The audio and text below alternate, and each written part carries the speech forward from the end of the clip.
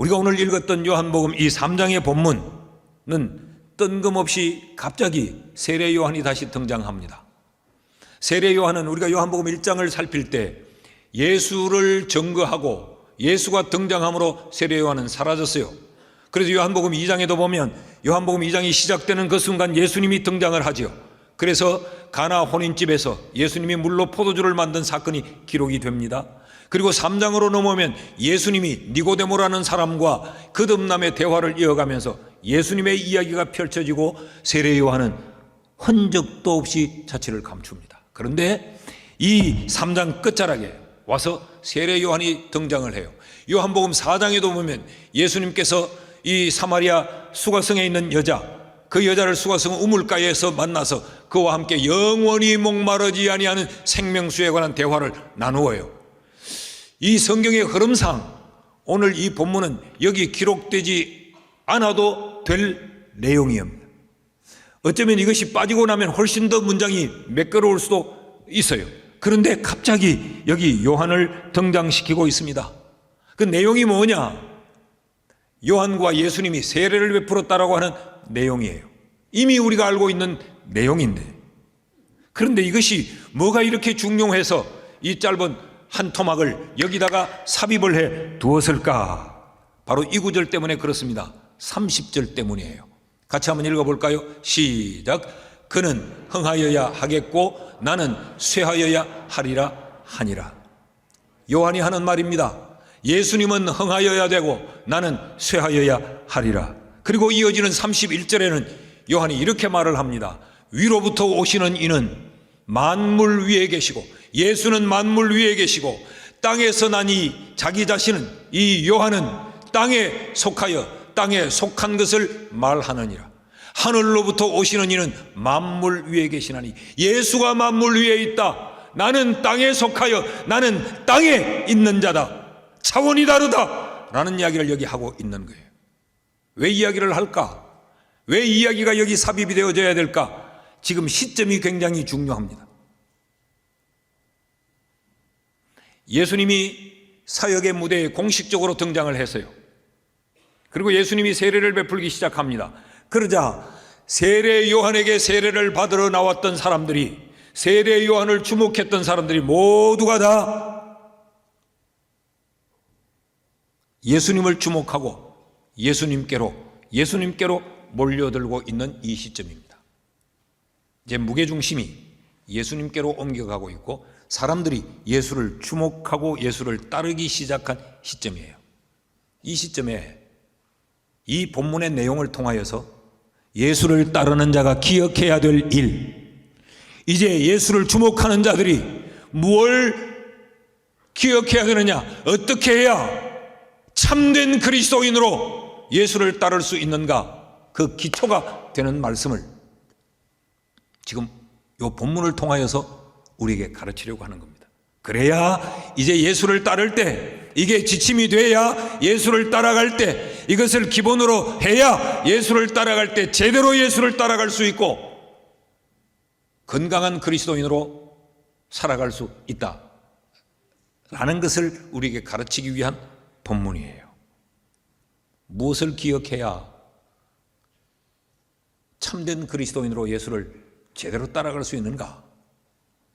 그 첫째는 하나님의 주권을 온전히 신뢰하는 사람이어야 참된 그리스도인으로 예수를 따라갈 수 있다라고 가르칩니다. 주권이라는 말은 주인된 권세를 말하는 거죠. 하나님의 주권이라는 말은 하나님이 주인이요, 하나님이 주인이기 때문에 하나님의 권세, 그것을 신뢰하는 사람이어야 그리스도를 온전히 따르는 사람이다 라고 지금 말하고 있는 겁니다. 여러분, 사실상 세례 요한은 모든 것에서 예수님 우위에 있습니다. 현상적으로 보면 출신이 예수님과 세례 요한은 비교할 수 없어요. 세례 요한은 제사장 사가랴의 아들입니다. 그러니까 제사장 가문에서 출생을 했어요. 예수님은 비천한 목수 집안의 출신입니다. 오죽했으면 예수님이 그 고향에서 설교를 할 때 그 고향 사람들이 배척했겠어요. 아니 뭘 제사장 집에서 태어난 것도 아니고 뭐 별 볼 일 없는 목수 자식으로 태어난 자가 설교를 해? 그 우리가 들을 이유가 없다. 그랬단 말이에요. 그래서 예수님이 고향에서 배척을 당했다. 그러니까 출신이 예수님과 세례 요한은 비교할 수 없었어요. 그런가 하면 출생도 요한이 먼저입니다. 예수님보다 6개월 먼저 태어납니다. 유대 사회는 장류 유서가 확실한 사회였어요. 우리도 그렇죠. 하루가 먼저 태어나도 형은 형이고 동생은 동생이죠. 이런 사회에서 누가복음 1장 36절에 보면 이렇게 말합니다. 보라, 네 친족 마리아를 향해 하는 말이에요. 네 친척 엘리사벳도 늙어서 아들을 배웠느니라. 본래 임신하지 못한다고 알려진 여자였지만 그가 이미 6달이 되었느니라. 마리아가 이 수태고지의 선언을 듣고 하나님이 네게 생명을 준다, 이걸 듣고 마리아의 복중에 임신을 하게 된 이 사실 때문에 마리아가 얼마나 기겁을 했겠어요. 그리고 엘리사벳을 찾아갔더니 엘리사벳이 이런 이야기를 지금 보고 들려주고 있는 거예요. 나도 그랬다. 지금 이 이야기죠. 그런데 이 예수의 모친 마리아와 요한의 모친 엘리사벳이 친척입니다. 그러니까 예수님은 요한의 외가 쪽 동생이에요. 이런 점에서도 보면 세례 요한이 예수님보다 앞서 있습니다. 그런가 하면 사역도 요한이 먼저 했어요. 예수님은 요한에게 세례를 받은 사람입니다. 훨씬 뒤처지는 거죠. 또한 이 경건의 훈련도 요한은 오랜 세월 경건의 훈련을 받은 자예요. 그런데 예수님은 공생애를 시작하기 전에 고작 40일 금식기도 한 게 전부예요. 자, 출신도 출생도 훈련도 여러 가지를 비추어 봐도 예수님과 요한은 급이 달라요. 그런데 지금 어떤 상황이 펼쳐지고 있느냐? 26절의 상황이 펼쳐지고 있습니다. 그들이 요한에게 가서, 여기 그들은 요한의 제자들입니다. 랍비어, 선생님과 함께 요단강 저편에 있던 곧 선생님이 정언하시던 이가 세례를 베풀매 사람이 다 그에게로 가더이다. 이런 이야기입니다. 제자들이 지금 심기가 불편한 겁니다. 세례 요한에게 선생님에게 세례받았던 그 예수라는 사람 있잖아요. 그 사람이 지금 세례를 베풀고 있어요. 저쪽 동네에서. 그런데 사람들이 이제는 선생님에게 오기보다 예수님께로 몰려가는 상황입니다. 지금 이 말 속에는 기분 나쁘다는 거죠. 선생님 뭔가 좀 불편함을 드러내든지 뭐 어떻게 하셔야 되지 않느냐, 그런 이야기지요. 27절 같이 읽어요. 시작. 요한이 대답하여 이르되 만일 하늘에서 주신 바 아니면 사람이 아무것도 받을 수 없느니라. 하늘에서 주지 않으면 아무도 땅에서 받을 수가 없다. 이게 무슨 이야기입니까?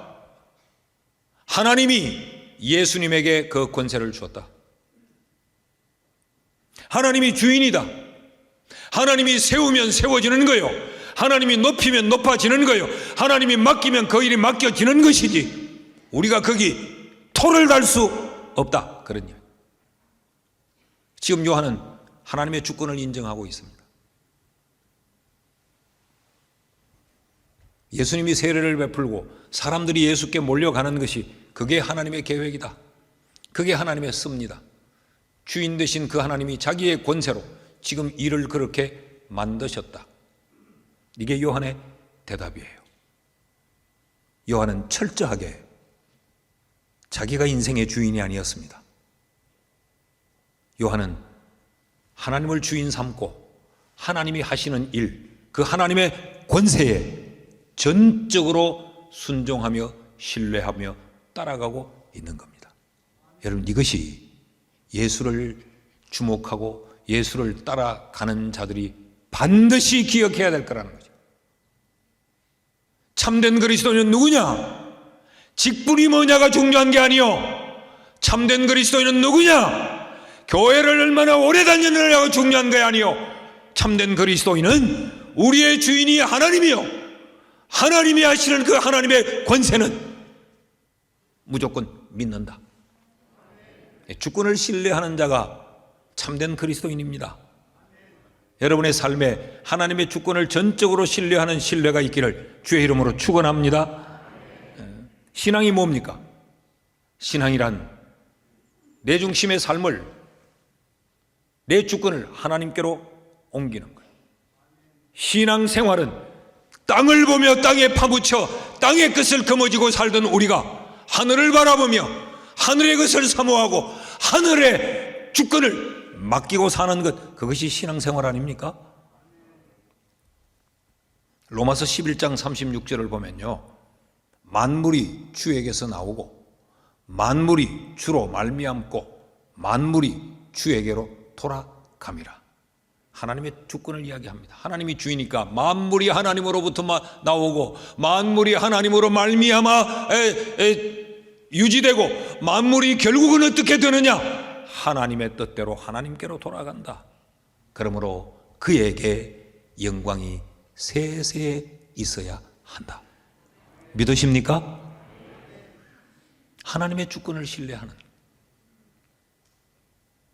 우리 찬양 많이 불렀잖아요.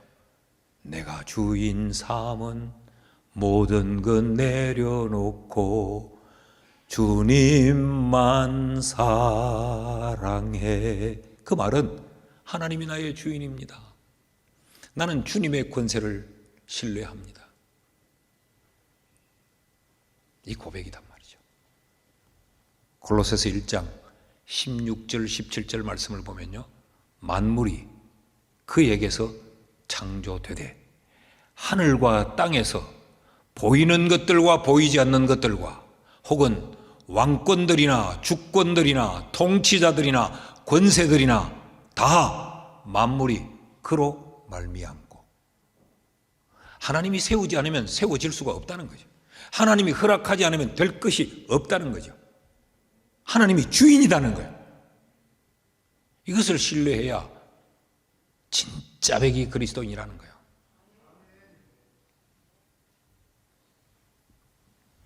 여러분, 한 해 동안 예수를 주인 삼고 삽시다.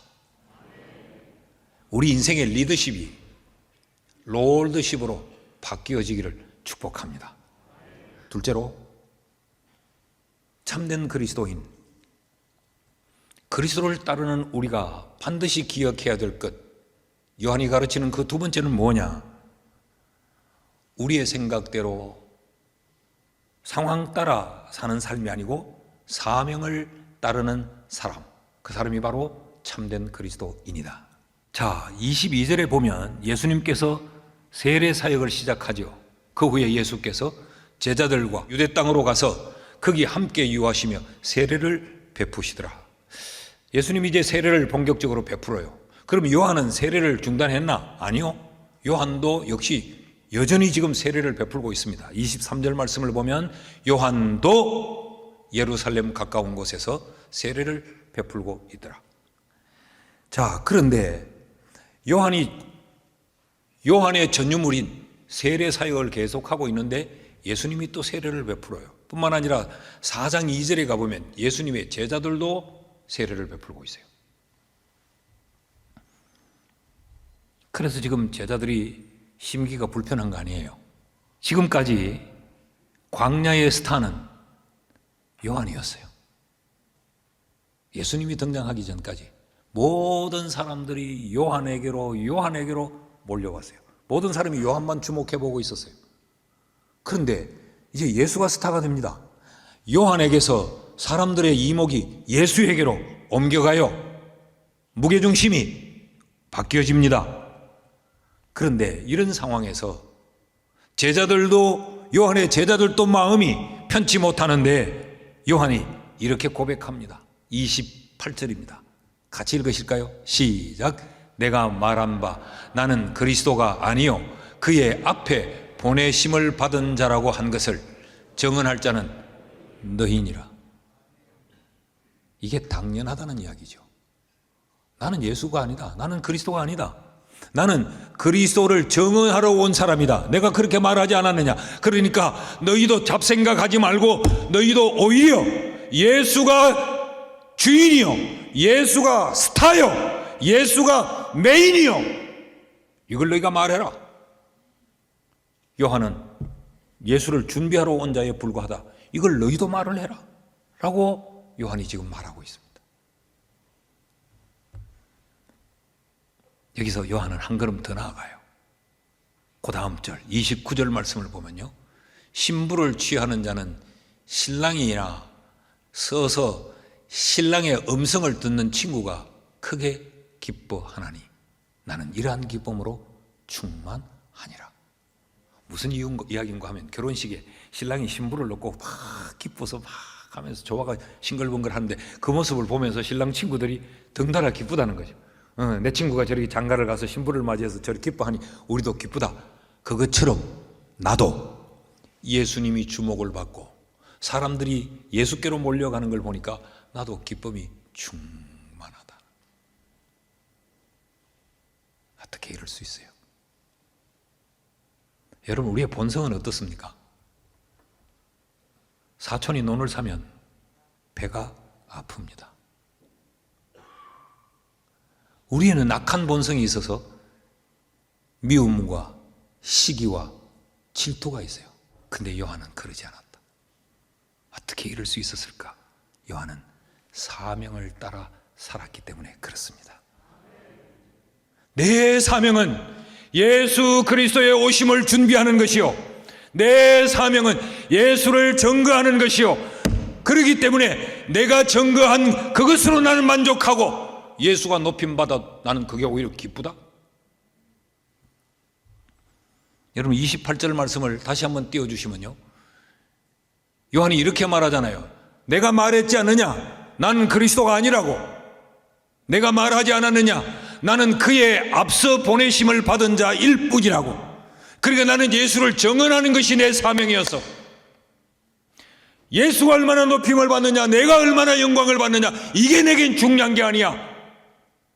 상황이 어떻든지, 사람들이 어떻게 보든지 나는 내게 주어진 그 사명의 길을 가며 내게 맡겨진 그 사명을 감당할 뿐이야.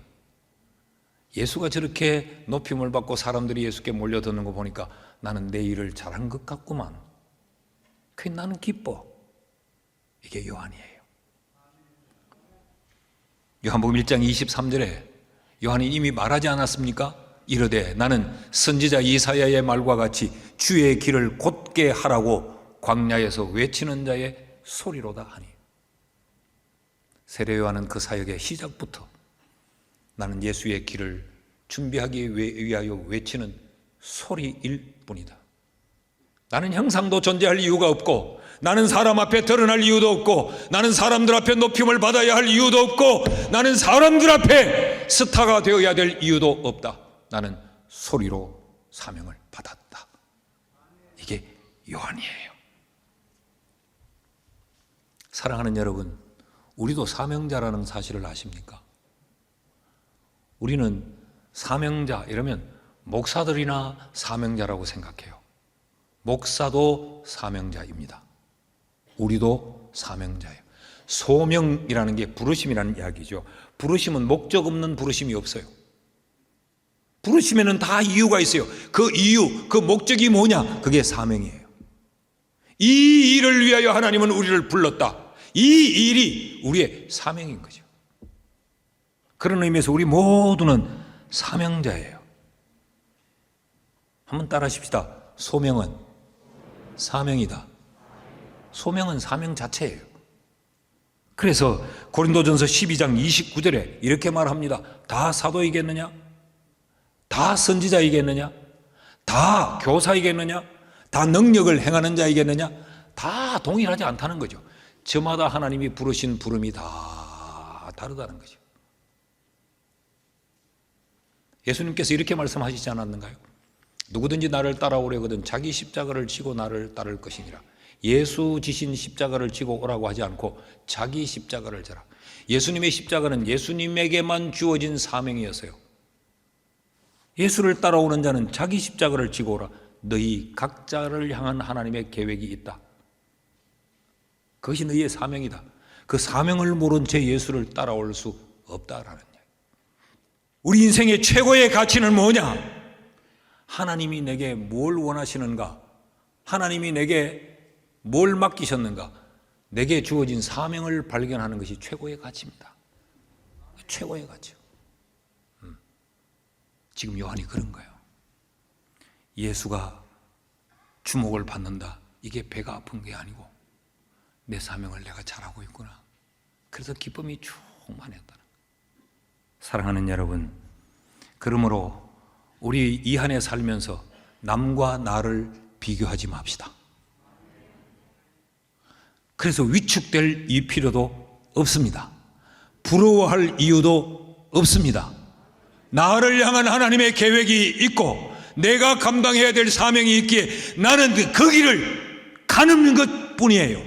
그게 성공입니다. 이 사명을 따라 사는 사람, 이것이 그리스도인의 삶이라는 거죠. 여러분, 우리 모두에게 이 한 해 동안 사명 따라 사는 우리가 될 수 있기를 주의 이름으로 축복합니다. 저는 제 사명의 길을 열심히 달릴 겁니다. 여러분은 여러분의 사명의 길을 열심히 달려가는 한 해가 되기를 주의 이름으로 축원합니다. 셋째로, 예수를 따라가고 예수를 주목할 때 분명히 알아야 될 한 가지가 뭐냐? 그것은 예수를 높이는 사람으로 살아야 한다는 겁니다. 자, 본문의 이 복잡한 이 이야기들을 한마디로 요한은 결론을 내립니다. 30절이죠. 그는 흥하여야 하겠고 나는 쇠하여야 하리라. 지금 요한은 예수를 온전히 높이고 있습니다. 나는 내 사명의 길을 갈 뿐이고 높아질 분은 예수 그리스도 뿐이라는 거예요. 그런데 이것이 우리 성경에는 굉장히 간략하게 기록되어 있어요. 그는 흥하여야 하겠고 나는 쇠하여야 하리라. 그런데 이것은 최상급적 표현을 쓰고 있습니다. 영어 성경을 보면 He must become, 그는 반드시 이래야 된다. 어떻게? Greater and greater, 그는 더 위대해지고 더 높아져야 된다. 예수는 그렇게 돼야 된다는 거예요. 예수는 반드시 높아지고 더 높아져야 된다. And, 그리고 I must become, 나는 어떻게 돼야 되느냐? 나는 반드시 이래 돼야 된다. Less and less, 나는 점점 더 없어지고 점점 더 낮아져야 된다.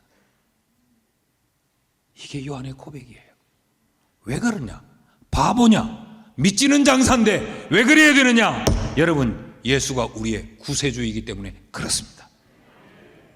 죄로 죽었던 우리, 영원히 멸망받았던 우리를 예수 그리스도가 십자가의 대속물로 돌아가심으로 말미암아 우리가 영원한 생명을 얻어 하나님의 자녀가 되었기 때문에 우리는 예수 그리스도 그분을 높여야 됩니다. Greater and greater, 더 위대하고 더 위대하고 예수를 더 높이고 더 높이고 더 높이는 삶을 살아야 하는 거예요. 예수가 우리의 주인이기 때문에 그렇습니다. 예수가 우리에게 왕이기 때문에 그렇습니다. 아주 패역한 신하는 왕을 높이지 않고 지가 높여지려고 하는 거죠. 참된 그리스도인은 내 구주 예수를 더 높이는 겁니다.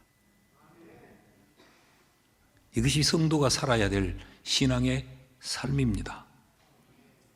여러분, 우리는 한 줌의 흙에 불과합니다. 한 줌의 흙에 불과해요. 시편 144편 4절을 보면요, 사람은 흙끝 같고 지나가는 그의 날은 지나가는 그림자 같으니라. 지나고 보면 다 그게 그림자예요. 그림자는 지나가고 나면, 실상이 지나가고 나면 없는 거예요. 다 지나가고 나면 그림자요, 흙끝이에요. 영원히 남는 분은 예수 그리스도뿐입니다. 우리의 죽음 뒤에도 우리가 잊혀지지 않고 영원히 기억되기 위해서는 예수를 높일 때만 그 우리가 높인 예수에 의해 때 우리가 기억되는 것입니다. 믿습니까? 그러니까 흙을 높이려고 자꾸 하는 거예요. 말씀을 맺습니다. 금년 한 해 여러분, 그는 흥하여야 하겠고 나는 쇠하여야 하리라.